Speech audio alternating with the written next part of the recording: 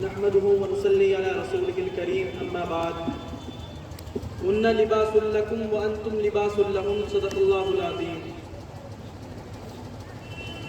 یہ دنیا نفرتوں کے آخری اسٹیج پر ہے، یہ دنیا نفرتوں کے آخری اسٹیج پر ہے، علاج اس کا محبت کے سوا کچھ نہیں ہوگا۔ عزیز ساتھیوں، سب سے پہلے تو میں اللہ تبارک و تعالیٰ کی بارگاہ میں درود و سلام پیش کرتا ہوں۔ اس کے بعد میں اپنے گاؤں اور اپنے تمام ذمہ داران حضرات کی جانب سے جناب حضرت مفتی فاتح الدین صاحب کا تہہ دل سے شکر گزار ہوں، کیونکہ اس چند گھنٹوں کے پروگرام کو سجانے کے لیے شب و روز کی جو محنتیں ہوا کرتی ہیں اس کو آپ ہم سے اچھا جانتے ہیں۔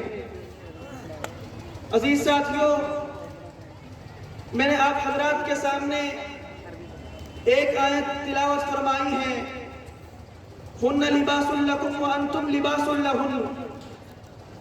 اپنی بات کو مختصر کرتے ہوئے میں آپ حضرات کو یہ بتانا چاہتا ہوں کہ مسلمان قوم اللہ تبارک و تعالیٰ نے اس کے اندر ایک ایسی طاقت رکھی ہے، اس کو ایک ایسا مذہب بنایا ہے کہ دنیا کے اندر جس جگہ یہ اپنے حق کا بول بالا لے کر جاتی ہے وہاں اس کے چرچے ہو جایا کرتے ہیں اور لوگ دشمن بن جایا کرتے ہیں۔ عزیز ساتھیوں، مسلمان قوم کی ایک تاریخ رہی ہے، لیکن اس مسلمان قوم ہی نے جب اپنے اندر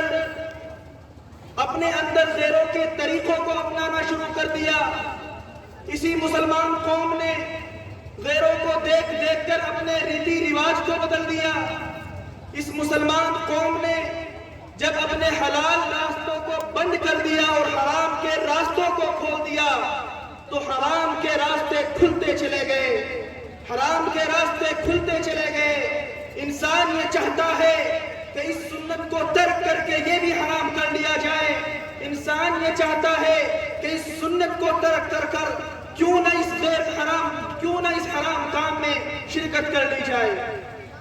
میرے دوستو، یہ قوم وہ قوم تھی کہ جس کے بارے میں مولانا ابوالکلام آزاد نے دہلی کی جامع مسجد کی سیڑھیوں پر کھڑے ہو کر یہ کہا تھا کہ مسلمان قوم وہ قوم ہے کہ جب یہ چلتی ہے اس کے پیروں میں زخم لگتے ہیں، لوگ اس کی تاریخ کو یاد کرتے ہیں۔ یہ قوم وہ قوم نہیں ہے کہ جو دوسری قوم اپنے پیر کو توڑ کر اپنے گھروں میں بیٹھ جایا کرتی ہے۔ اس قوم کو ٹھوکریں کھانے کی عادت ہے اور اللہ تبارک و تعالیٰ نے اس قوم کو بڑی ترقی کا ذریعہ بنا کر لوگوں کے سامنے پیش کیا ہے۔ لیکن میرے دوستو، ہم نے اپنے ماضی سے رشتہ توڑ لیا ہے، ہم نے اپنے رسول کی سنتوں کو ختم کر دیا ہے۔ قرآن کریم کی ایک آیت میں نے آپ کے سامنے پیش فرمائی ہے، وہ جو خرابیاں ہمارے اندر پائی جاتی ہیں ان خرابیوں میں سے ایک خرابی نکاح و شادی کا معاملہ بھی ہے۔ 2 یا 4 منٹ اسی بات پر میں آپ کے سامنے پیش کر کے اپنی بات کو ختم کروں گا۔ میرے دوستو، یہ بات دیکھنے میں آ رہی ہے اور بخوبی دیکھی جا رہی ہے کہ شریعت نے ایک نکاح کو ایجاد کیا تھا، ایک جائز طریقے سے صحبت پوری کرنے کے لیے شریعت نے ایک طریقہ، ایک مشن بتایا تھا اور اتنا آسان بنا کر اس کو لوگوں کے سامنے پیش کیا تھا کہ دیکھو، نکاح کا معاملہ ایسا ہے کہ اس سے آسان چیز دنیا میں نہیں ہے۔ جس طرح انسان کوئی سامان خریدنے کے لیے جایا کرتا ہے، اسی طرح ایجاب و قبول کے بعد 2 آدمی کی موجودگی میں نکاح بھی ہو جایا کرتا ہے۔ لیکن مسلمان قوم اپنے ماضی کی تاریخوں کو بھولتی گئی، اپنے رسول کی سنتوں کو فراموش کرتی چلی گئی، یہاں تک کہ ایک وقت ایسا آیا کہ یہودیوں کی جو تہذیب تھی، ان کا جو طریقہ تھا، ان لوگوں نے ان کو اپنا لیا۔ وہ جو اپنے شادی کے اندر ڈی جے لایا کرتے تھے، رقص و سرور کی محفلیں سجایا کرتے تھے، ان مسلمانوں نے بھی اپنی شادیوں کے اندر ان چیزوں کو لانا شروع کر دیا۔ میرے دوستو، ہر گاؤں سے ایک ٹیم تیار ہو چکی ہے، جس کے یہاں شادی ہوتی ہے وہ لوگ وہاں پہنچ جایا کرتے ہیں اور ان سے پورے انتظام کرواتے ہیں۔ باقاعدہ ڈی جے آتا ہے، اس کے سامنے جو ننگا ناچ ہوتا ہے اس کو آپ بھی جانتے ہیں، میں بھی جانتا ہوں۔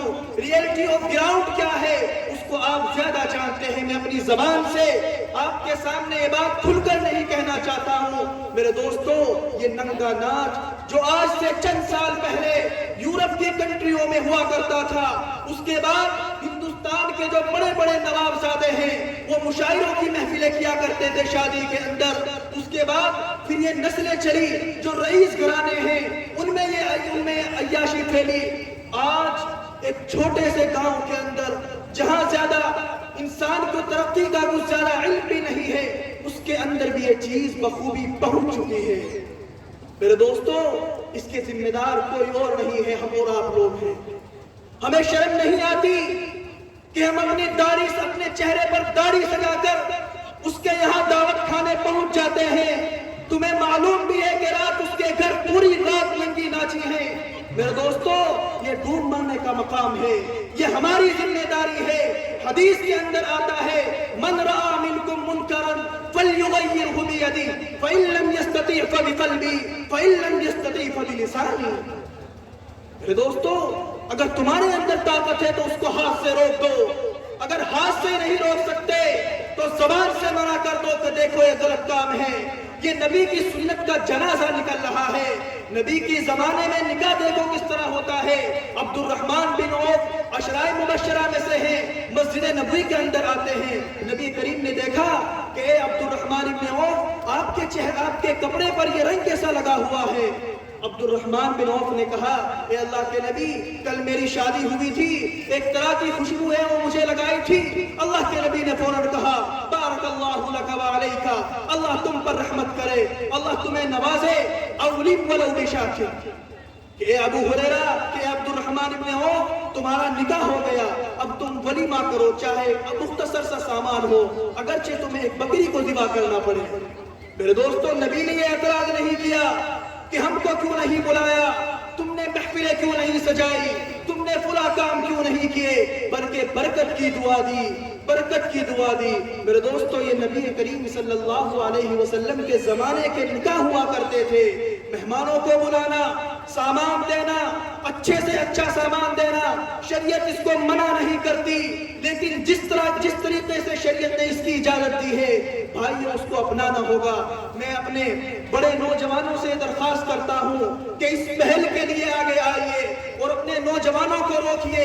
جس طرح سے ابھی مفتی طیب صاحب بیان فرما رہے تھے کہ ہم نے اب ہر طرف سے مضبوط ہونا پڑے گا اپنی معاشی حالت کو بدلنے کے لیے، نوجوانوں کو آگے بڑھ کر کام کرنا پڑے گا، ورنہ مسلمانوں، ملک کے بڑے حالات ہیں۔ ذرا سی بات پر آپ یہاں بہت اچھے ماحول میں بیٹھے ہوئے ہیں، جا کر دیکھیے، ہر دن مسلمان نوجوانوں کو گولیوں کا نشانہ بنا کر ٹپکا دیا جا رہا ہے۔ میوات کے اندر ابھی واقعہ ہوا، جگہ جگہ آئے دن خبر سامنے آ رہی ہے کہ مسلمان کو گاڑی میں بیٹھے تھے اور گاڑی میں بیٹھنے کی حالت میں ہی ان کو زندہ جلا دیا گیا۔ ہمیں فکر کرنی ہوگی، ہر اعتبار سے مضبوط ہونا ہوگا، اور یہ جو رسم بد ہیں ان کو اپنے معاشرے سے نکال پھینکنا ہوگا۔ بس میں یہ چند کلمات پر اپنی بات کو ختم کرتا ہوں۔ آخر دعوانا الحمدللہ۔